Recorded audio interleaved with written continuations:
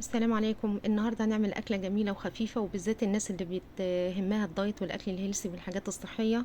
بتحب دايما تعمل السمك المشوي، بس بتبقى محتاجه تشتريه من بره. انما احنا هنعمله ونجهزه في البيت بالظبط، يعني زي بره واحلى واجمل بكتير كمان من بره، بطريقه سهله وبسيطه جدا مبسطه في قلب البيت. هنعمله بخلطه كده جميله.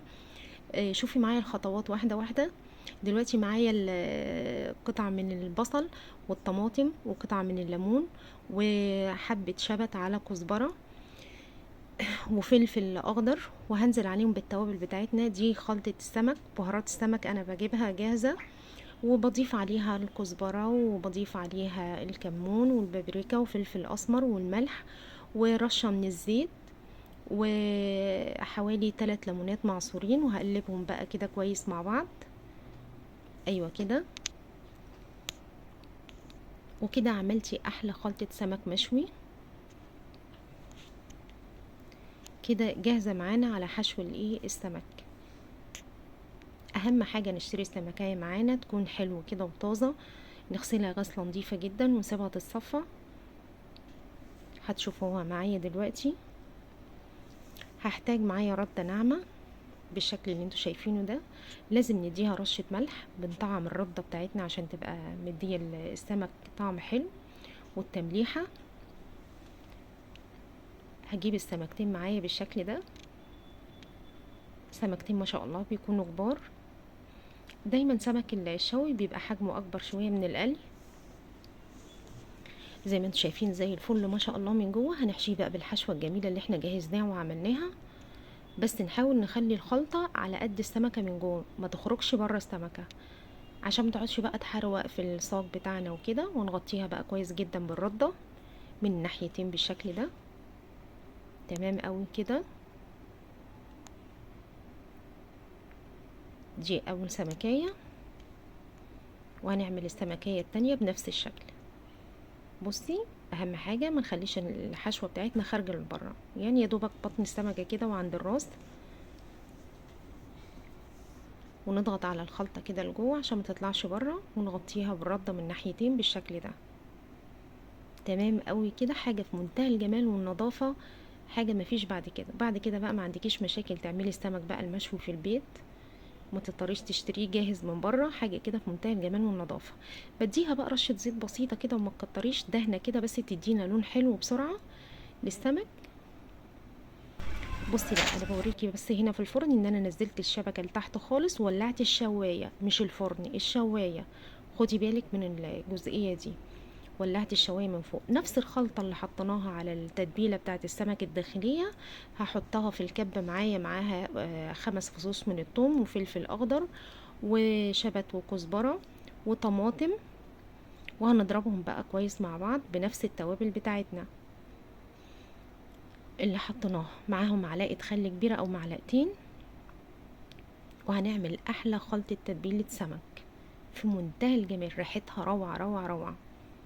وحطينا نفس التوابل اللي احنا حطيناها على خلطة السمك الأولانية، الكمون والكزبرة والبابريكا والفلفل الأسمر. بصوا السمك ما شاء الله زي القشطة. ده بقى هعمله مقلي، 2 مشوي و2 مقلي، عشان عندي اللي بياكلش ده بياكل ده كده. يعني هو في الغالب هما ما بيحبوش السمك، يعني انا بجيبه عشاني بصراحة. فدلوقتي عملت التتبيلة دي، هاخد منها للسمك اللي انا هقليه برضو. تتبيلة في منتهى الجمال، عليها خلطة بهارات السمك بالفلفل والطماطم والثوم والكزبرة والشبت يعني بصوا ريحة مفيش بعد كده. فتحت دلوقتي السمكتين من الجنب بالسكينة عشان يشربوا من التتبيلة حلوة جدا زي ما انتم شايفين، وهحشي بيهم السمكتين من جوه ومن بره. ايوه كده. الخلطة ريحتها رهيبة يا جماعة، جميلة جدا.